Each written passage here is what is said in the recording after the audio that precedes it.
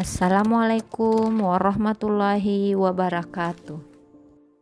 Pada pembelajaran yang lalu, kita mengenal sifat Allah Subhanahu wa Ta'ala melalui kalimat thayyibah.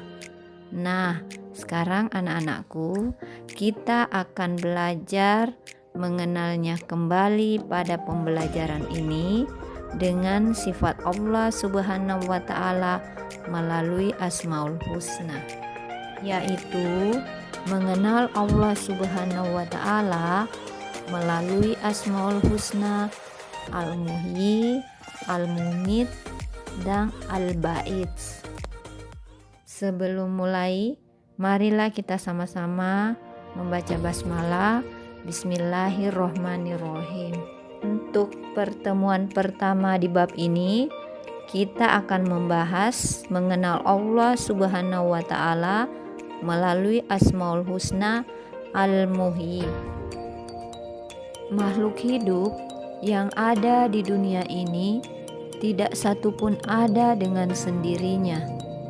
Tidak ada manusia yang dapat menciptakan dirinya sendiri atau makhluk lain, walaupun dengan teknologi secanggih apapun.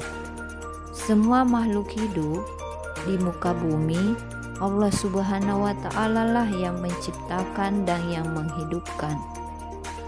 Allah Subhanahu wa Ta'ala bersifat Al-Muhyi, artinya yang maha menghidupkan. Sebagaimana firman Allah Subhanahu wa Ta'ala, A'udzubillahi minasyaitonirrajim. Bismillahirrahmanirrahim.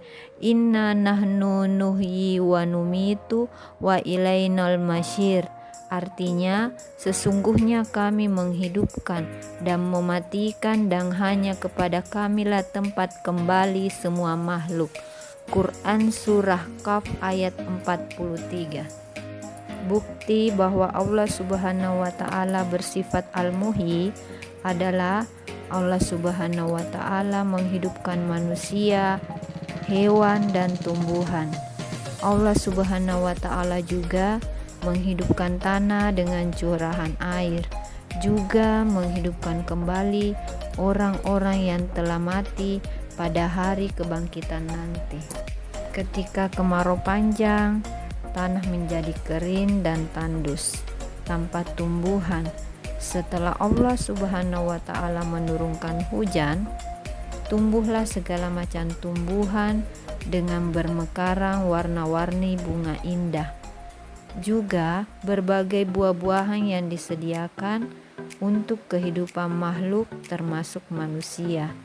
Artinya, Allah Subhanahu wa Ta'ala telah menghidupkan tumbuhan yang mati, sebagaimana firman Allah Subhanahu wa Ta'ala dalam surah Fussilat ayat 39. Adapun hikmah mengimani Al-Muhyi, yang pertama, kehidupan secara hakiki. Artinya, memahami tujuan hidup ini adalah untuk mencapai ridho Allah Subhanahu wa Ta'ala dengan meluruskan niat dan mengerti tugas hidup adalah beribadah dan memakmurkan bumi. Kedua, kita harus memelihara kelangsungan hidup sesama manusia. Dalam Al-Quran diisyaratkan bahwa manusia sebagai pemberi hidup dalam arti memelihara nyawa seseorang. Seperti firman Allah, barang siapa yang menghidupkan, memelihara kehidupan seorang manusia, maka seolah-olah dia telah memelihara kehidupan manusia semuanya. Quran Surah Al-Maidah ayat 32. Ketiga, kita harus dapat memberi makna terhadap kehidupan. Adapun cara yang dapat kita lakukan adalah membantu korban bencana alam.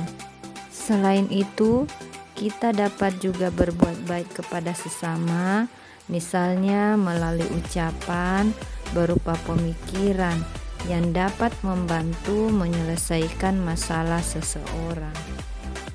Demikianlah materi pembelajaran hari ini. tugas kalian sebagai berikut. Wassalamualaikum warahmatullahi wabarakatuh.